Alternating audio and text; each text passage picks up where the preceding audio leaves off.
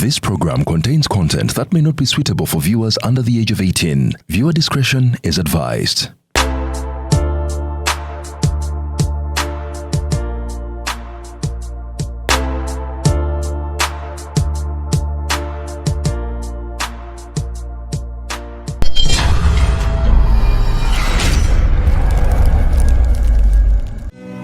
Is ordering your stock from China, Turkey and Dubai stressing you so much?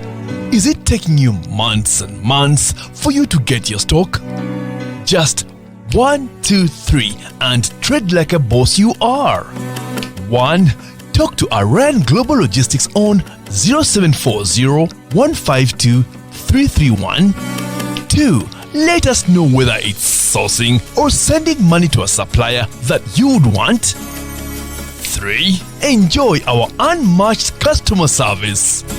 Trade like a boss with Ryan Global Logistics. Find us at Nabugabo Street, BBC Building, Room N412. Call us on +256 740 152 331 or +86 180 723 935 15 or +86 132 502 15685 or visit our website on www.rangloballogistics.biz. Rand Global Air Express Cargo. We move anything, anywhere. Mpadde ka interview kalungi mama Black Man. We no linga byakulya. Naye mukwano badde nyinamu obuzibuzibu nyina wenjagala okulaga wano speed naye bwe nagenda n'emmotoka nga nekoze delivery ekisajja kino tekigenda kumpa. Okyekola delivery. Kannekola delivery naye ndakola nti naye wa boda wa wano mukyanja wano ate ffe tukyabikola ebyo mayiba mujja ne musula eri essonde ne mulowooza nti simanyi n'okuba nowa boda wange kubanga obutuufu ngenda kuleka wano emmotoka naye kati walifunye omuntu gw'okubira najja nanona speed. Afe wano tukozesa Ride Now app ogimanyi. Right now ofunirako genda wano genda ko Apple Store teeka mu Right Now ogirabye yiyo ebintu byabwe dakiika 2 nga bangi nga bakufunye dda kati omusajja mugenda kumunyamunyamu nyam luseke nyam sawa yakwekola delivery omwana ow'obuwala nga this is nice wetwale dakiika nga 2 kati owa boda wuuno mama nga yangu yazemangu anti gye bayita Ride Now owaayo omukyalo ono nedda mukwano otuula mabega mwamanyira okugiraba oti muwereyo erumenti yino oyambale saagala okube mutwe wansi omutwe gwe gutambuza food for the soul ansooke ngitwale ku delivery mukwano tugende bose omutuusa bulungi eyo ngambako ng'otuuse ekyo kye bayita Ride Now, let's ride.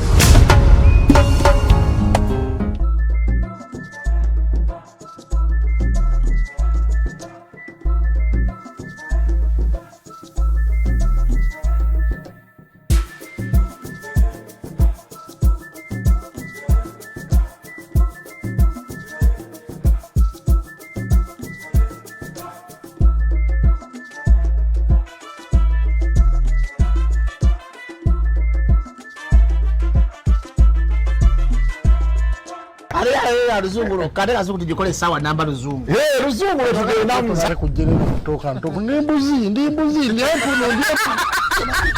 ana bubura babaddi abakyala wale somoyo manyembuto katonda ya chembuto genda wedi waminge yabaweereza buno bukeke obutini singa babu mutwale bamusonseka mukamwa bwonna n'abufulumiza mu nnyindo kiba ina guno omuggo gwa Musa wayitista premium detergent waliwo wanagambye ebola y'akasajja kasendi kalimba bannange esendi bannange.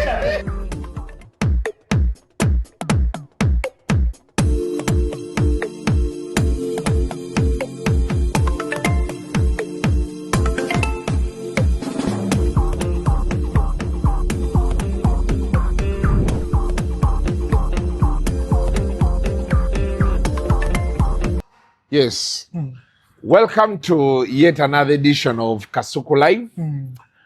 Art and culture tuba tukomyewo naye tugamba art and culture tetugenda kwogera ku bayimbi bokka. We shall talk about drama, we shall talk about art itself. Mutusuulira mu tourism n'ebintu bingi ebeera bitambula. So buli lwotulaba wano tugezaako okulaba nti tubako ate ekyenjawulo kye twogerako okulaba nti twogera ku kye tuyina. As usual, Kasuku kukuwaza bbanga Semanengene alongside Kasirye, Adam Card. Ozo okirabye? Ogamba otya Kasirye? Sidi bulungi. Obulamu butambula? Obulamu si bubi. Amiina. Tugezaako butambuza mpola mpola. Nga bwe tutunulira ne bigenda mu maaso okutwaliza awamu. Manyi Uganda eyina engeri gyevugamu speed ate neemala neesalamu kati kibeera iggoma abantu baba bamagezi ne batandisa okugatwala. Ensi togiteekako maanyi. Ensi togyekubako nnyo. Oyinza omaliriza nga weekubiddemu. Okitegeera. So okwatakwatamu katinitini. Kintu n'olaba nalabye musajja angeziza baafana. Yavuddeyo nga mukambwe. Agankooye. Naye abantu baffe ndowooza maybe to enlighten people out there. Lakabaye neweera ndowooza kiddayo mu gavumenti. Gavumenti yaffe eno oba ebintu ebimu ebikola deliberatire.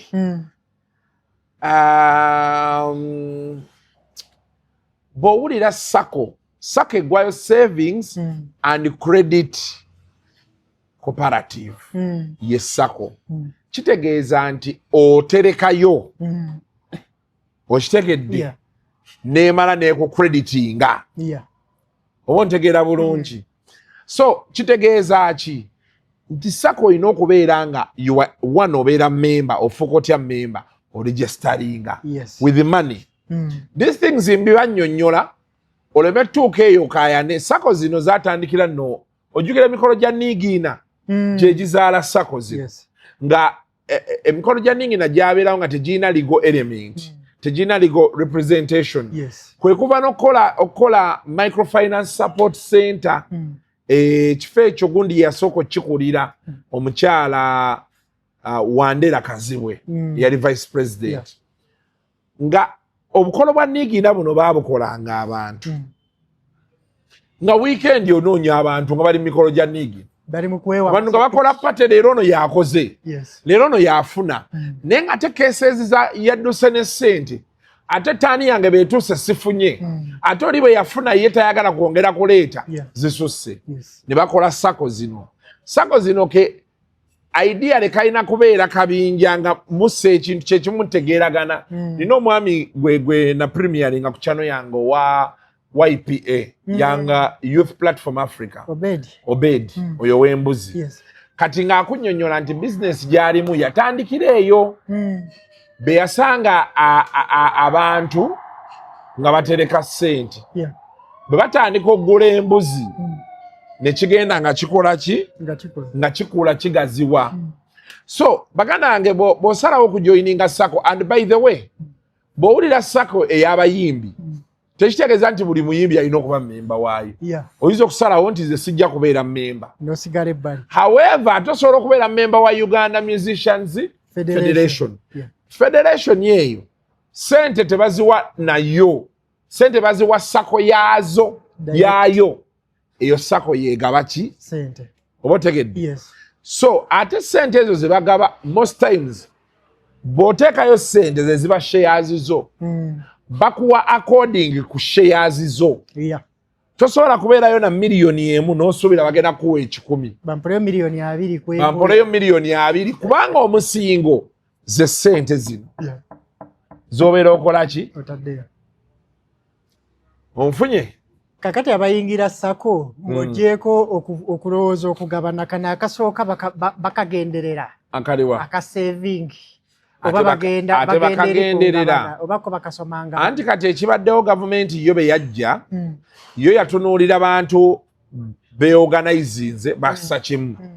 Yo n'ebasuula mu ssente. So nga ate original sako kye yakolanga bwe waleetanga n'endeeta sente zino ze tusookerako fena ze tutambuza. Okitegedde nti oleese miliyoni ndeese miliyoni ne tubeera nga tulina miliyoni 10. kati either ne zibeera nga bw'olaba insurance nti ze backup omuntu omu baba agenze kwe tujja abantu ne basigala nga basevinga ate era buli wiiki kati zino eza buli wiiki ne zibeera okitegera kyeggamba kati zino maybe musolo zikwala ne muzikolamu ekyawamu ate kigenda oliikiriza kino kyemusonda ekya bulijjo oba otegedde naye kati gavumenti yaffe tebakyayagala kukola bw'ogenda n'obuze ba microfinance support center tokusho muzikolera wa tetumanyiiyo kati ate time wano nga buli omu ayogera ssente senga bajja dda Kasuku Live ne baga nti Kasuku president yakusuubiza biliyoni 5 tusobola okukozesa platform yo tusomesa abantu tulabe baleekaana Kasuku agenda kubba ssente zaffe agenda kubba ssente zaffe tubannyonnyola essaka ekola etya kiba kikulu nnyo nina omwami gwe nasisinkana akulira sakozi mu Uganda w'amagye y'omu ali ku sako ya Wazalendo naye naye tetumulabangako kujja tuga nti Kasuku mutuwe space tunyonnyola abantu because right now could be the right time for these people to tap into nga buli omu naddala babuloga betulowooza nti basinga otambuza amawulire bonna bali muki bali mu amatu bataddeyo amatu bagataddeyo attention weeri oba otegera kyeggamba abantu babanyonnyola n'obanyonnyola nti ate chairman si yasinga amaanyi mu ssako era babanyonnyole nti ssako ssente zisobola fulumagabwa nga mwenna temukkiriza be bagaa nti ssente za kukola kino bamemba bonna balina okukola consensus nti yes tukkiriza ne basayininga nekikolebwa kati lupoolu y'okubba ssente nebeera ki naye kati abantu baffe abasinga bali excited bo bawulira ssente kyavola bapromota bakayana n'abitex nti yababba ssente ne bazibasesemya bapromota abamu tebaali bakayanako abamu simawo bakyali kituufu bagamba ssente zajja ku akawunti siga zakwewola mugenda okeera ekya nga zivuddeko nga sizakwewola kyekyali kibalwanyi bo kyeki bo balina ati lisiti ensonga bwe baba nga kyali kituufu then ensonga yaabwe yati yali valid naye era still era okinenyeza gavumenti egaba ssente zino for overtime erina abantu beegabidde ssente zirina okubeeza ssako ne bazigabana kwetereza nga bo kati naye tavaayo kuwa guidelines za kubagamba nti bannaye tetwabawa ssente za kugabana na kwetereza twabawa ssente za kwewola era emitendera gye gino na gino na gino kakati buli we batajja kugaidinga bana basigadde bakola ki bakola labeera ojja sigala ng'olaba entalo kuba okimanyi buli muntu alowooza nti ssente olunaagwa ku akawunti ya sako ey'ababulogazi oba oli yeewandisiza oba teyeewandisiza agenda kujja anone olabadde asevinga ne sako wadde tasevinga naye agenda kujja anone kubanga tewali proper guidelines bakola ki ze bayitiramu kati ate zonna ezizze mu creative industry amazima gali nti zibadde ne karakita yaki yeemu era olwaleero n'okeera ku matya n'obakuŋŋaanya abali mu creative industry n'obagamba okay musooke mutulage ku sako zammwe ezikola n'accountability oyinza okwekanga nga embooka eyinza okuvuga naye anti kati ate waliwo ssente za ministry ezo z'awa creatives ne bano ebitongole ebirala ezo ssente zakwewola era oli baazitwala n'atazikozesa kye zirina kukola aba akoze kikyamu ssente abantu ze basinza ozzannyiramu boolaba promota n'ezo ze baali baagala okudduka nazo ssente za pulezidenti yazibawanga bo nga tazitaddeeko nti balina ozzimuziza yazibawa bangere mu ssako ki okitegedde kati bano kwe kwagala okudduka nabuzo ndowooza okitegera naye ziri ez'okwewola abazizannyiramu batini eziva mu gavumenti nti olina osayininga wano eziva mu jenda kizibu owulire yazizannyiddemu kuba bamanyi anti jenda tegaba biliyoni 5 era bakutulinaga nti olina bamemba bameka 3 mutujja bawaayo miliyoni 3 oba 4 buli omu yeewole yakakadde that is how it's supposed to be okitegedde kati kino ekirala president Museveni yakikuba n'akisussaawo ye yagala akireke mu structure alage nti mpadde abayimbi otegedde kyeŋŋamba ng'abawadde nga ye kati wano baabawa nti oba abayimbi oba bapromota ye abeera amaze obbawa batadde okitegedde kyeŋŋamba donation tebeeranga looni Okay. Zirize yagamba nti yasobola okubawa nga abawadde buwi. Gwebale. Ziriko kuzza mugende mukole ebyo. Gwebale. Kati awo abalina kyekiri ekyaleekanya abapromota kuba bo be bakkirizibwa gaba member okukola checks and balances. Okitegedde? Kyavola abaakuba enduuluwa mu anti-corruption. Anti-corruption. Ku zino tugenda era kyavola president yali agamba lwe twasembayo bbeera ng'agamba naye oba nteekewo department mu State House ng'abantu bano bajja neebawola nga ye alowooza kino ekyobbawo obuwi kyekivuddeko obuzibu era ne zino sente z'ababuloga tugenda mmaliriza nga zakwewola nga si zakuwaayo buwi okwewala obuvuyo kuba bano abaana be bakuba kerera omungi nga tuvuddeyo beerabira nti president yakyebuuza so teweewunya nga bakoze office ngeri under State House ne bateekako nti tugiwadde biliyoni 5 naye ng'olina kujja kwewola kati tiktokers bw'ojja nti njagala sente togenda kujja nga luli bwe wadde ogaa nti Kasuku baamuwa buwi sente zaffe tukola ki nti wano Kasuku baaba yazikutte agamba kola proposal kuba definitely nange benzikuwa sobola kujja kugamba Kasirye nkuwadde miliyoni 5 I have to account for the 5 million I'm giving you so you have to write a proposal otulage ogenda kukola ki kati assessment ekolebwe waliwo bayitwa auditor ajja n'atugamba nti advisinga nti ono okusinziira ku proposal eno ne miliyoni 8 z'ayagala tebiri viable akipiseemu nnyo kati yakola advise era awandika report ebintu ebyo olina bitwala mu Ministry of Trade under that circle department ne gender ng'ofayiringa ebintu ebyo so that etteeka terikomawo kusanga kubuuza nti bwana Kasirye luno 8 lwe wawa Kasuku okusinziira ku lipooti eno ng'eyogera kirala ku ggwe kiwamuwa bagenda otula ebintu nga tebigatta mukitegedde naye olaba nze natunulira abantu nga bakerera awo ne mmanya kati beeteebye anti kasita ebintu bigendamu okuwandiika proposal nojja nti olina kyoyagala okukola eringa project ebiseera ebisinga kebe banka kakibe kiteri agenda kuwa sente za project nga tolinawo projectingira kuba nti olina obusobozi obukola ki obusobola okuzizza kakale ebiseera ebisinga payment zaffe ezisinga ziba zaateeka ku mobile money teeka ku MTN Airtel oba Manja kitegeeza tolina banka statement egenda kubaakinga byokola ki byoyogero kitegeera oyinza okumaliriza ng'onyiize naye ng'ate ebikunyiiziza wakola ki wa contributing ako kitegeera kati abantu ebiseera ebisinga bakola ebintu mu kukyamuukirira nga tebamaze kukola ki tebamaze kubala president akkiriza agambye nti mbawadde kati mwe mukubyekererera nti nammwe temwesigangana kitegeeza agenda kiza mu system agambe nti oke kati nkoze eki mbawoze mu nsi yonna keebe banka kale katugereze ku bifo kati nga kyaki tosobola genda wa musumba n'omugaa ti musumba mbadde nteeso mpeyo miliyoni nga 2 mbeeko we neeterezaamu wano ng'akulaba nti tojjaamu na 2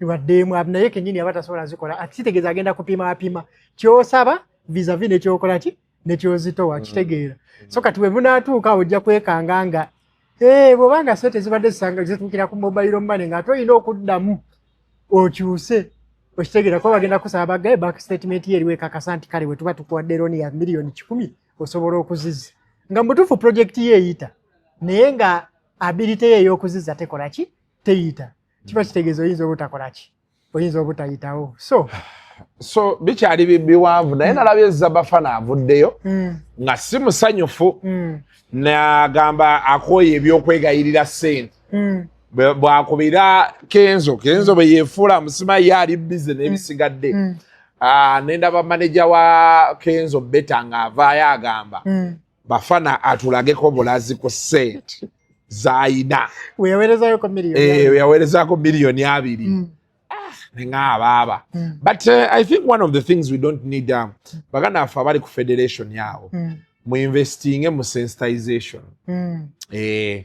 I know some of the things bye muyinza okunnyonnyola abantu biyinza okuvaayo kubahontinga naye kinyuma nnyo abantu ne mubannyonnyola zenna abantu bangi abazze nga baŋŋamba Kasuku twegatta ku federation nga twagala ssente be twatuukayo ate natugamba tugulewo account tutaddeko ssente aye tebasobola tuwola n'omubuuza wateekayo ssente mmeka natekayo emitwalo 2 ne mugamba my brother banji n'obanyonyola reality naye buli information lw'ogisigaza abantu tebagenda gitegeera bajja kufuna bulala.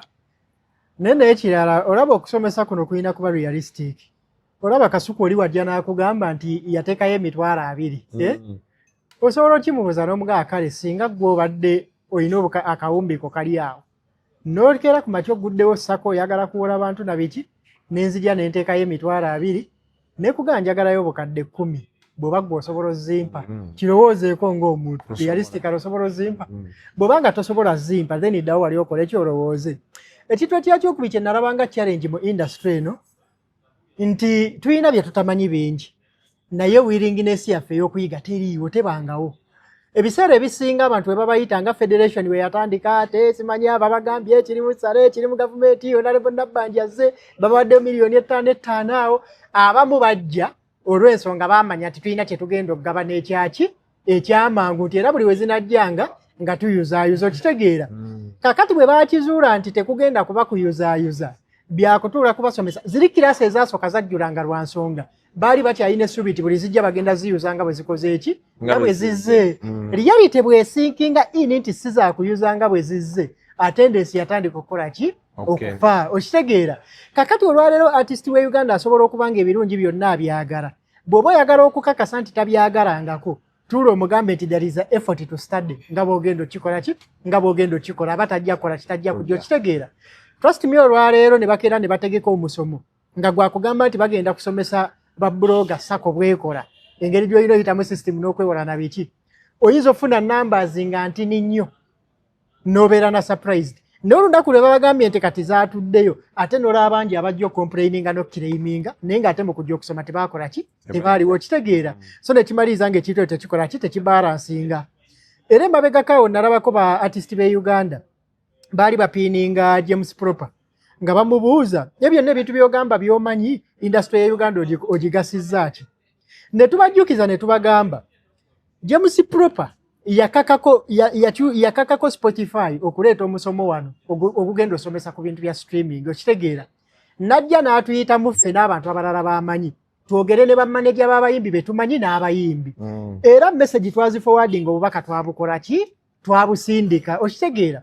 Olunaku lugenda okutuuka nga master class ya hijackingiddwa nga babawadde promise nti bannayuganda bajja kujja. Ekyamazima abayimbi abannayuganda tebaaliyo ne bamanager tebaaliyo okitegeera naye nga buli omu message yagikola ki yagifuna.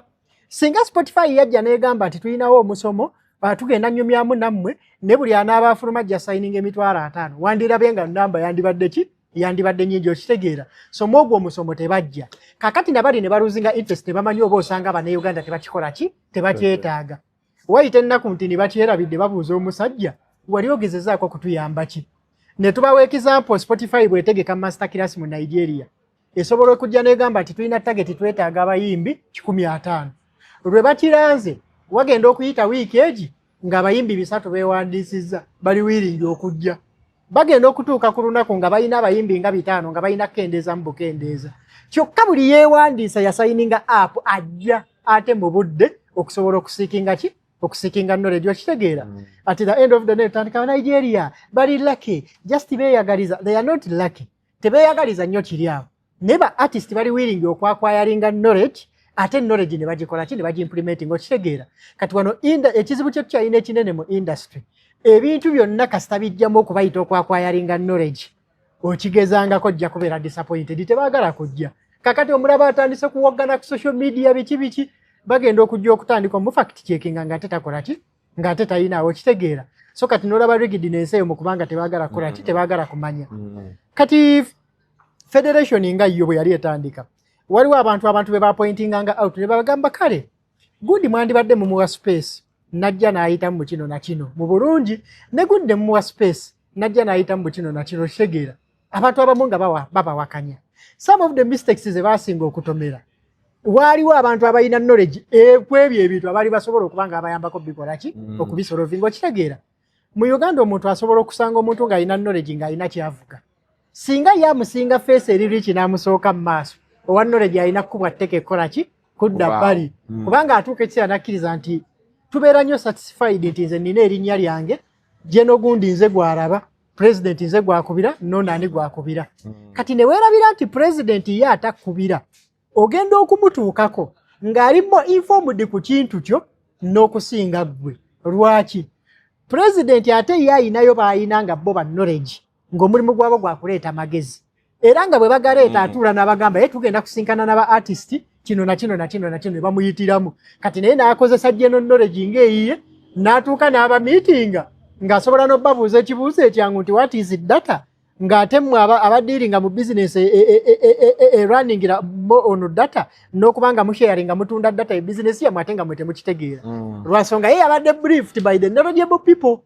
kati gwe abalina amagezi abasobola okuwasinga te ayinza otubuuza kino na kino na kino obakuba tteke n'obazaawa bali okitegeera so yeyo challenge gye tukola ki gye tulina esinga okuba nnene era nzijukira newe mwali ekigezi yali mirundi junior yagamba president nti baagala okulaba ku bavubuka mu ministries baagala okulaba bavubuka mu positions n'agamba it is not just about age it has to be age with ideology bw'oba olakinga ideology no matter how old you are ojja kumaliriza okoze eki otomedde kati ffe tuyina enjogera egamba nti obukadde magezi twatuukangako ekiseera nga tumistekeninga nti buli mukadde ateekeddwa kuba ki mugezi kati guno omulembe ne gujja gukookerako ne gugaa nti obukadde magezi ne n'abasiru bakaddiwa kati bw'oba amagezi tewaganoonya nga teweexperimenting ennaafu kugafuna na kugembulesinga gakozesa my brother ne bwokaddiwa era batokola kitoganyina envisi ze zireeta amagezi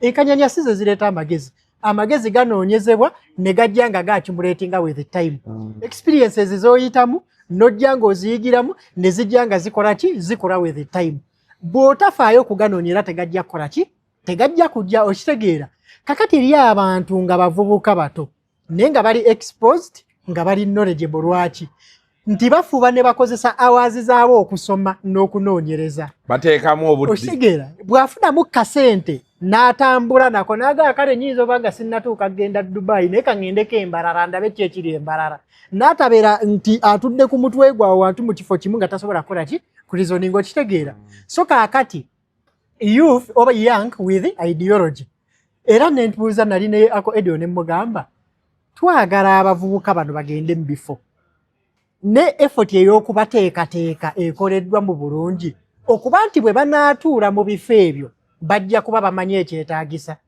nti tukutte Kasuku olwaleero ne tugamba nti Kasuku ye ambasada wa Uganda mu Saudi Arabia Kasuku tumuteeseteese ekimara okumanya omugaso gwa ambasada wa Uganda mu Saudi Arabia byayina okukiikirira n'oluyungo lwayina okuteekawo kakasa nti bitambula kani Kasuku represent the business interest security interest investment interest between Uganda and Saudi Arabia omuteeseteese ekimala okubanga ebyo abimanyi oba just oyagala bwagazi kulabayo muvubuka nti atudde mu ofiisi n'ebisigale nga bikola ki nga biziŋŋamye sema prize tubakadde omuntu asobola okuzafa abakadde emyaka gijja ne experience kuki oyinza oba experience ogiina mu kutema ennyama ng'okimanyi nti ejjambiya bw'ogikiikakiika bw'otya akataago kakutuka mangu tekitegeeza nti ate bakuwa obwambasada kuba oyinza okuba nga ate yojja kutuulayo nga total oli empty okitegeera kati ate omuddugavu simawo bakirimu ffeffekka tulina nnyo ekintu kya inferiority complex nti oli asobola otuula mu kifo n'agamba oke bantadde mu minisita ya ICT ekyamazima siina kye mmanyi ku ICT naye nnina chance ey'okuhayaringa basubordinates bange bana wano nga bategeera kino nga bambuliifinga by the time ngenda okutuulawo bwenti nga bagamba ne minisita ono yakyasinze kati ate atya atuukamu n'agamba naye bano abaana singa mbafula basubordinates bange tebantwaleko omulimu awokka okitegeera kyekisinza otulemesa mu Uganda yes nti bosi ayinza okujja tugeze president akuyise bano boyina okugenda nabo kati mu kutuula gwenga gwe ojja bbawa chance ona presenting ekino oli apresenting ekiri oli atya kintu eki president ayinza okukola ki ayinza okumulaba n'agamba ono abitegeera okunsinga kati n'amaliriza nga ye kimbuyege n'ateeka ringi y'abakimbuyege wano muganda wange ne gubula asara ne gujja bagira okitegeera kati ate ogenda okutunuulira ne mu opposition omwo abantu abasinga bakiina okitegeera waliwo omuvubuka ali Kawempe eyo ebyobufuzi byamulema lwa kintu ekyo bakola nabo bakizuula nti mugezi he's smart enough nti yatuukako n'ekiseera nga asobola n'okuwandiikira pulezidenti we binagenda ku mikutu gye n'abiwandiika ne bigendayo na biki bwe batambulatambulako naye mu mawanga amalala nga balaba exposure ye engeri bw'atandika okupurezentinga omwana oyo alwanye ne kaadi bamukuba ekiseera by'obufuzi talifuga naye ng'ekitagenda mufugisa kintu eki is smart era tugenda okumaliriza omukulembeze we yatuuka n'atandika okwotya ng'ogamba in the times of ono omukulembeze oyo yali tasobola kukola kino naye omukulembeze yatya n'agamba ono asobola okubeera threat okitegeera so inferiority complex yaffe naye esigadde etukola ki etukuumira amabega okitegeera so kati naawe tuyinawo ki tuyinawo obuzibu okitegeera olwano Kasuku ndya kuwa ekyokulabirako ekiri active ennaku ezo mbadde ngoberera story ya omukyala ambasada wa Uganda mu Gwanzu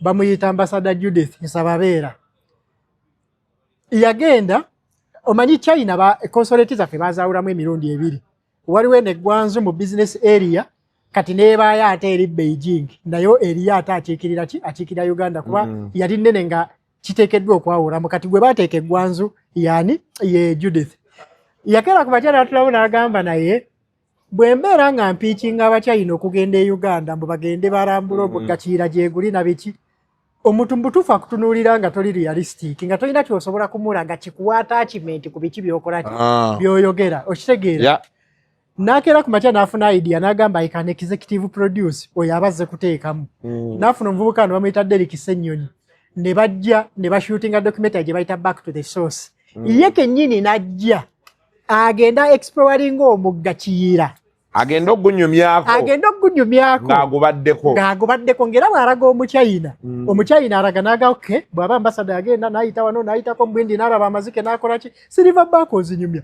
olinayo ka video ng'oli muzu exploring kikakasa ono nti ebyaddala tezijja kutta osobola okgendawo n'oddangayakola ki ng'ono bwe yadde okitegeera mulabye mu mazzi naye akantu ke yakoze nakakolako ka white water rafting namusajja wange Semakula yado sponsoring emirundi ebiri twezimbe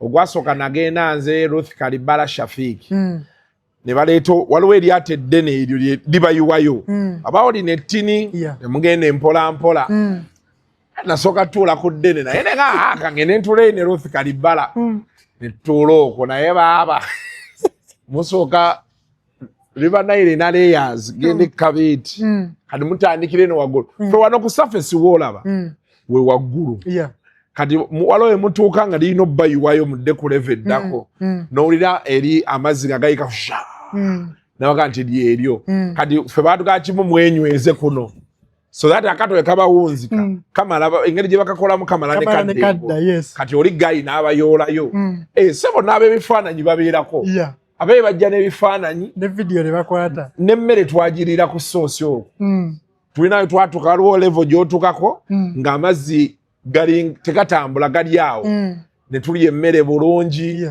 ne tuddamu kati waliwo esembayo eyo waliwo falls esembayo awo ziringa 2 eyo kuliko n'amayinja waliwo abafiirako osobola okuyiwayo ate amazzi gadde gajja ne gakkanyuga ne gakkuba eri ne mbaga sijja sobola kati lwetwaddayo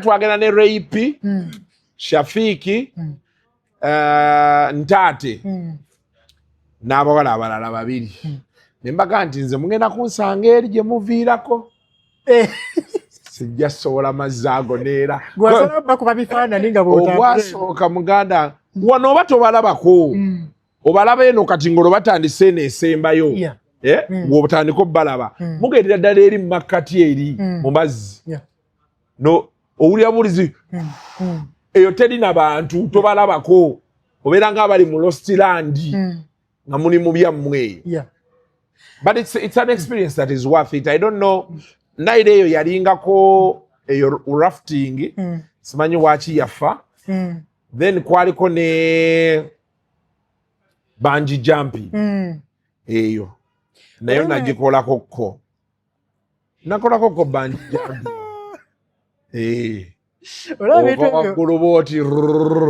noyingira mu mazzi. Ebintu ebyo ebisinga ofiira Kasuku bifiira mu mikono gy'abo ababa baliwo kaseera akabalina okubiddukanya. Musa abantu abagala okuraftinga tebaliggwayo. Buli lukya eba yayagala kati ate buli lukya eba yabadde tamanyi nti kikolebwa oba abadde tamanyi nti Uganda gyekiri. Kati kiri eri abo ababa n'obuvunaanyizibwa okusigala nga bategeeza ensi nti ewaffe gyekiri era tukyakikola. Okitegeera? Kaakati ensonga lwaki otunulira abantu kati nga bano nga kyembadde kugamba nti bakusindise mu ggwanga nga ambasada. Omanye ensonga lwaki mu ggwanga eryo gy'oli. Okitegeera? Tourism experience ye Uganda tekoma kuggolira. Oyinza okubanga mu China abantu basinga kwagala bintu nga rafting. Okutta otya packaging ya rafting n'ogiranga eri Abachina zani okuba bagolira ze batategeera. So wanajja oku-experience nga kino ye kyazaamanyi. By default ate asobola okumala nga alabye n'eggolira n'agenda mu golira tracking ate nakyo ne kimunyumira. By default n'amaliza nga ate agenze ne mu hiking nakyo ne kikola ne kimunyumira. Okitegeera?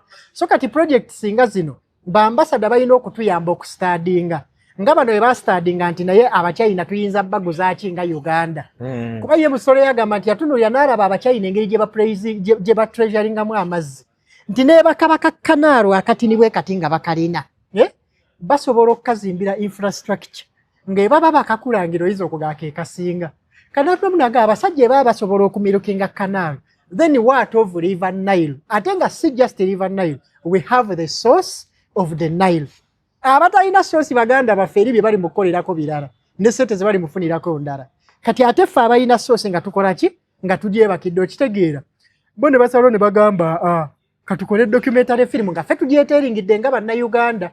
Naye nga tugenda giguzaawo Abachina. Last year mu December bagenda ne bagipremieringa mu China. Olwaleero bakulaga nti mu digital platforms ez'e China yakalabibwa abantu miliyoni 7.3 eri ng'ate bakyapushinga. Okitegeera?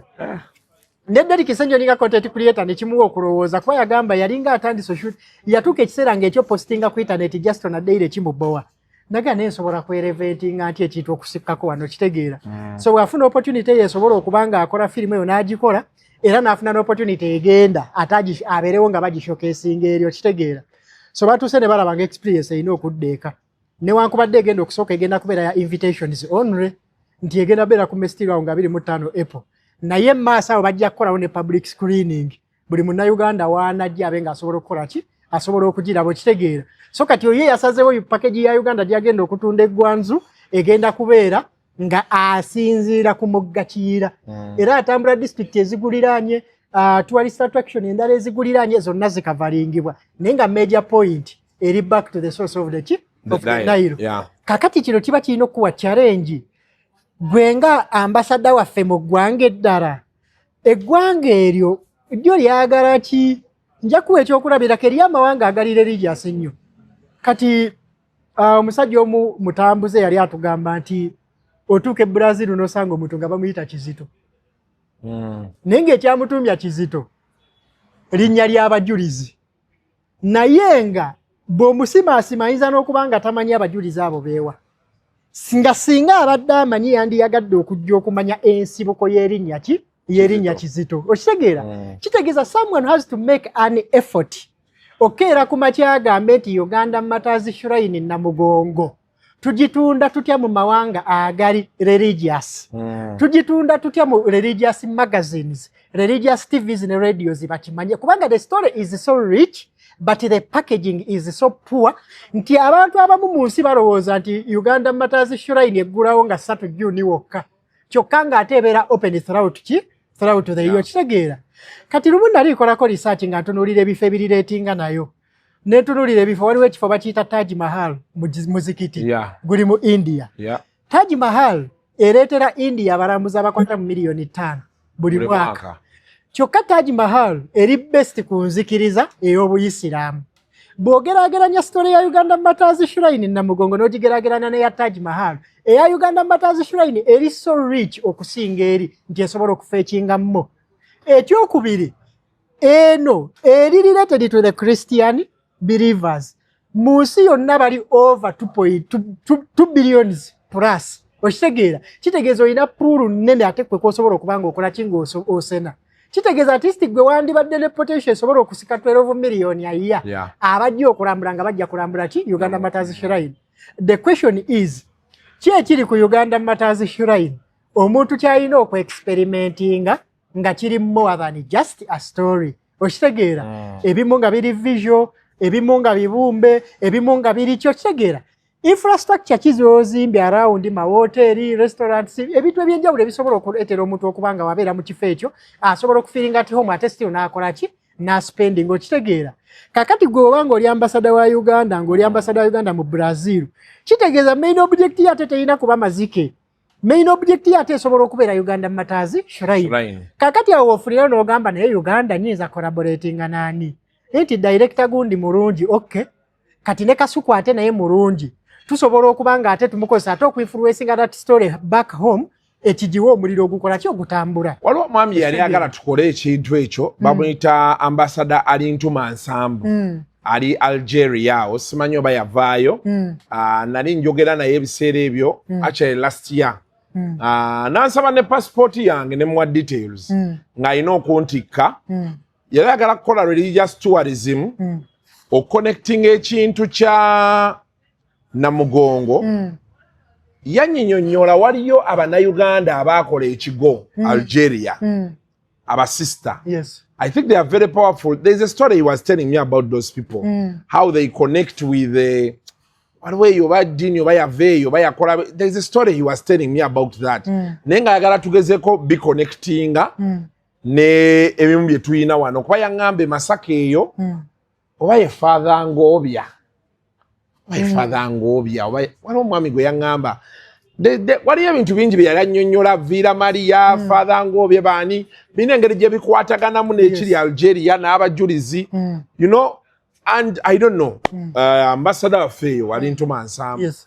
I think yatwala Algeria and Tunisia. Those two countries. Morocco or Tunisia, but zombi teziri ati peace zepinga.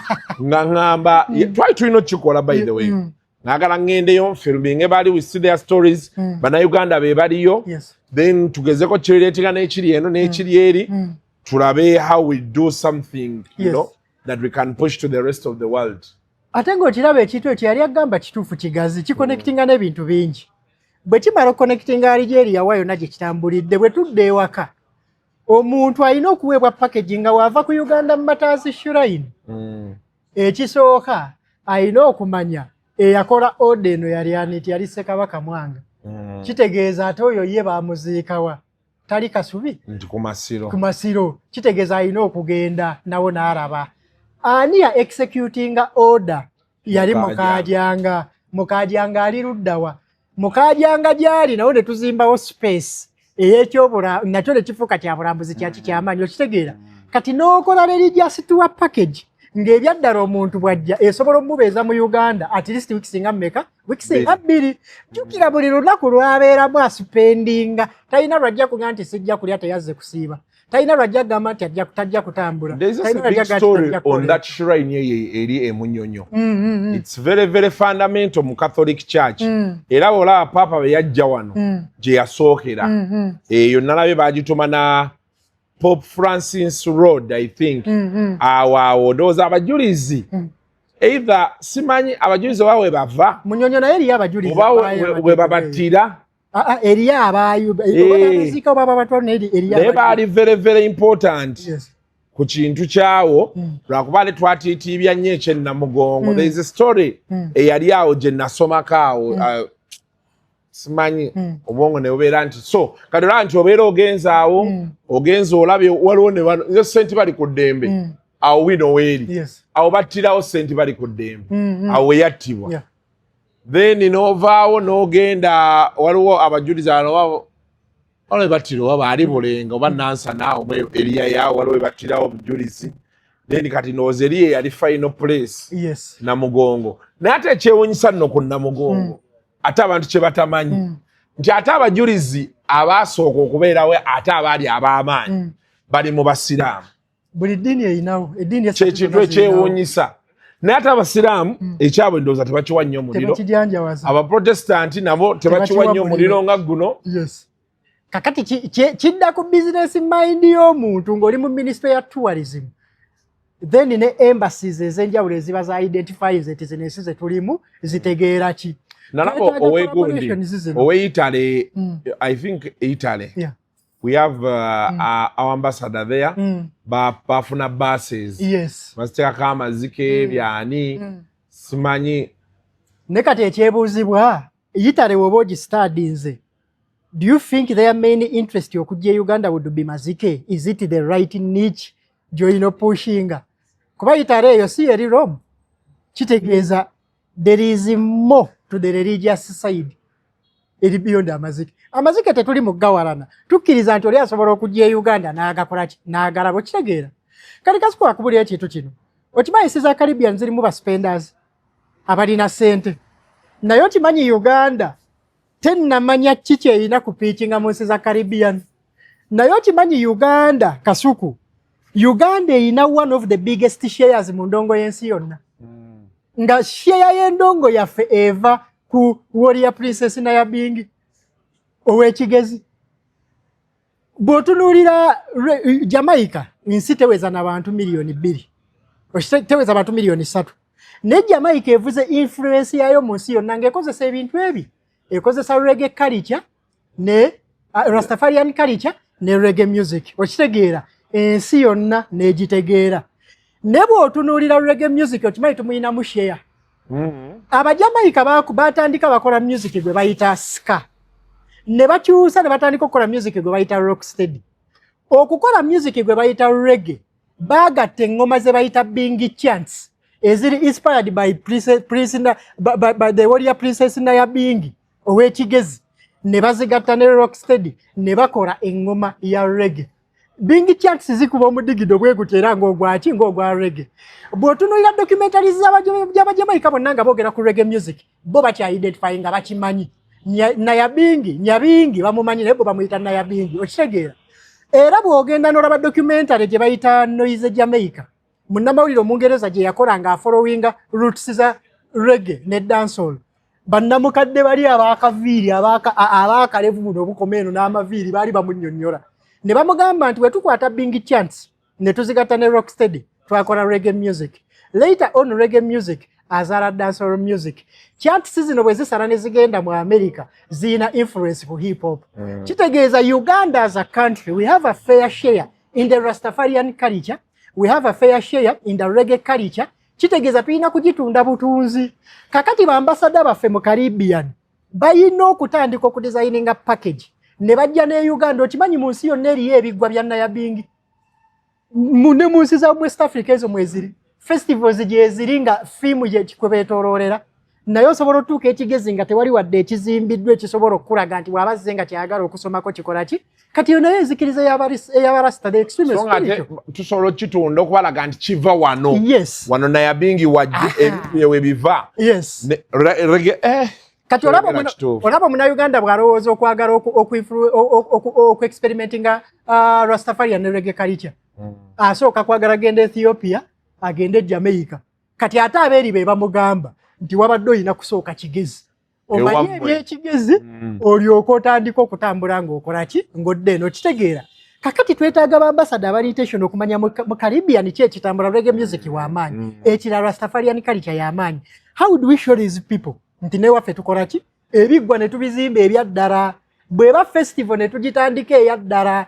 Venue ne tugyaveiringa nga bw'olaba bagamba nti economic activity nga bw'olaba nti Rwenzori Marathon yesika abantu okujja mu Rwenzori.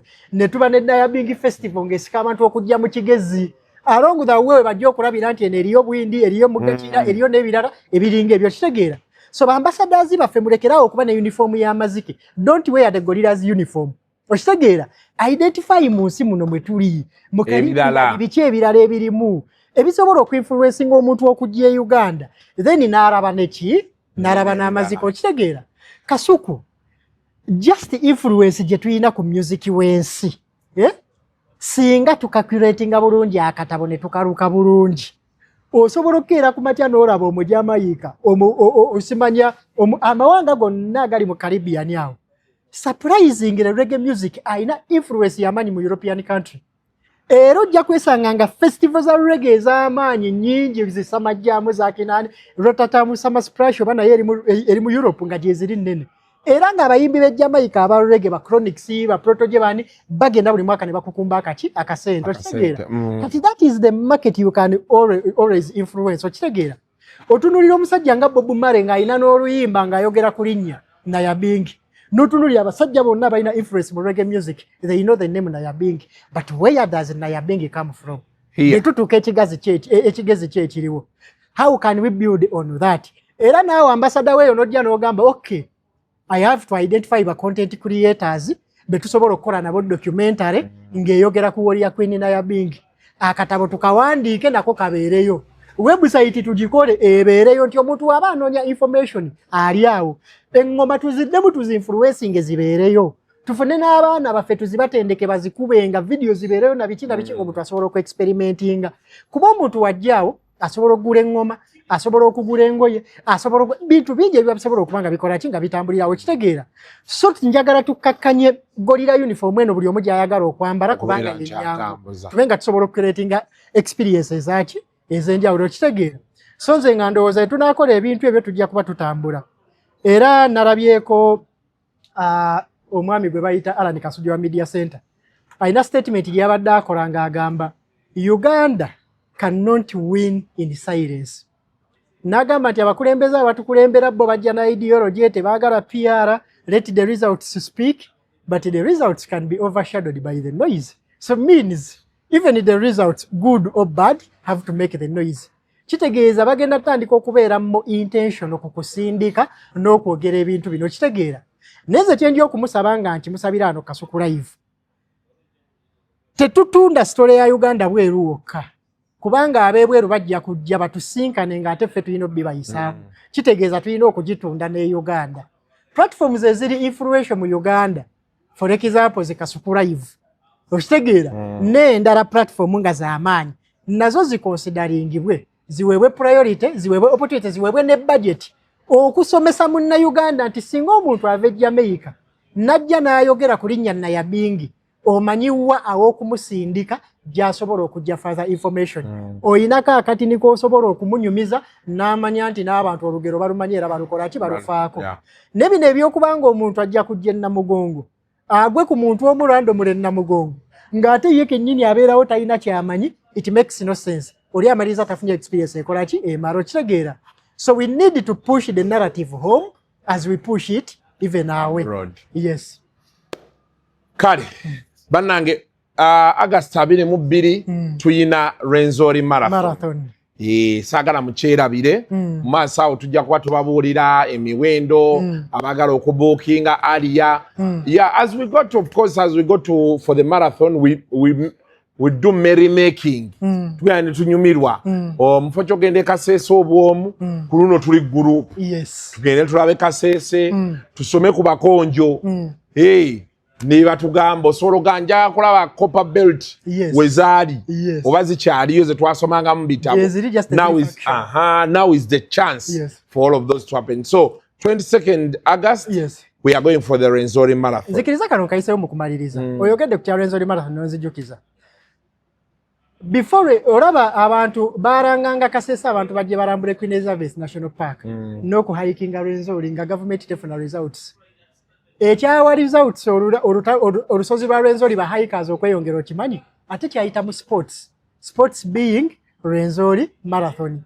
Bwetandika netandika otegekebwa mu Kasese yatandika osika abantu okuva e Kenya, Dubai, South Africa, Canada, UK ne bajja. Kakati mu kujjanga bo bazze kudduka byabo bamala tuuka wali nga babagamba kakati eno bagiyita Renzori Marathon. Yemu ku lusozi ezikyasinza okubeereza ennungi mu nsi yonna z'osobola okuhikinga. They were surprised.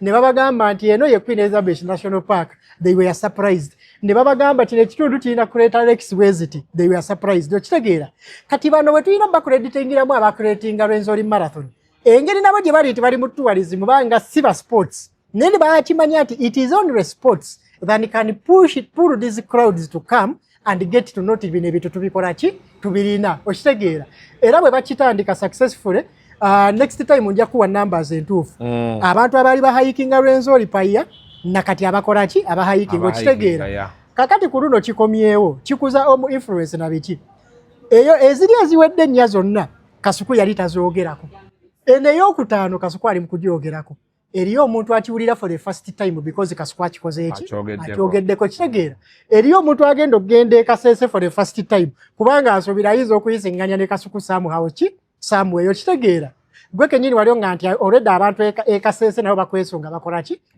kitegeera that means nga bwe tuli mu kupushinga narrative wabweru tulina n'okusensitizing ewaki ewaka but we have to identify that the package goes beyond the gorilla uniform.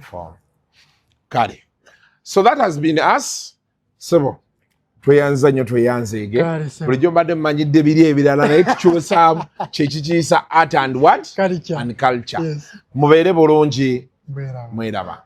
The views expressed on Kasuku Live do not reflect those of the host, producers, or management. They are solely of individuals providing them and do not represent or reflect the official policy or position of this YouTube channel.